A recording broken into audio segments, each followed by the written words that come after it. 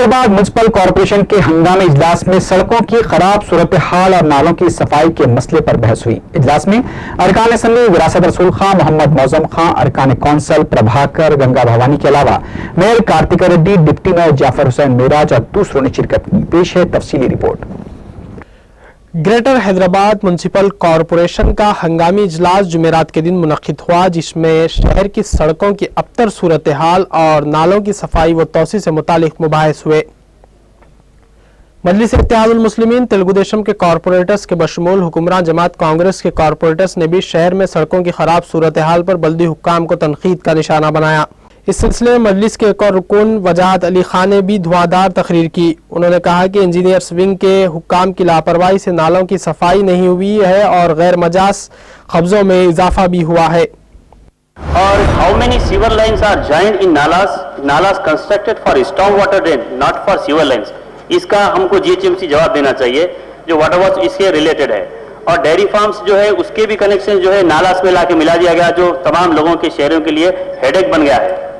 200 करोड़ रुपया JNNURM Jawaharlal Nehru national urban renewal mission ने दिया इसके लिए।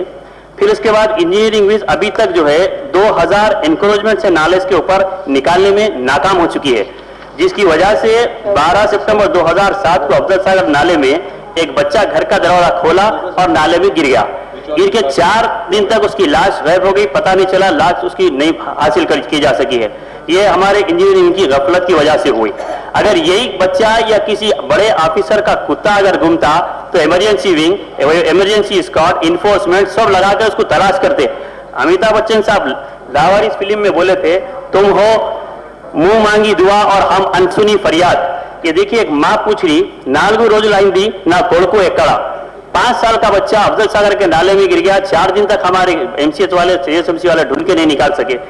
The revenue of underhand revenue of the GHMC officers is bigger than the annual budget of the GHMC. I am very much shameful to say this sentence. State government दी 40 करोड़ रुपया under mega city project. आखिर ये सब पैसा कहाँ जा रहा? दाल अब्दुल्ला थैले में गुड़। आखिर जा रहा किधर ये पैसा समझ में नहीं आ रहा। फिर वही नालों का प्रॉब्लम, फिर वही ओवरफ्लो का प्रॉब्लम, फिर वही जानों को, इंसानों की खतरा। आखिर ये गफलत कब तक चलेगी? हमारी समझ से बाहर है मैडम।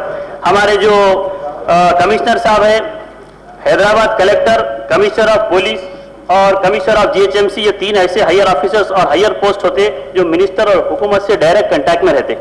लेकिन कलेक्टर साहब और कमिश्नर ऑफ पुलिस का ऑफिस सेक्रेटरिएट में नहीं है।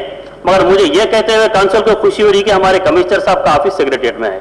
जब स्टैंडिंग कमेटी की मीटिंग होती, हम बोलते हैं कि इंपॉर्टेंट इशू पे बात करना है, कमिश्नर साहब को बुलाइए, तो हमको इत्तला दी जाती है कमिश्नर साहब सेक्रेटरिएट में मीटिंग में है।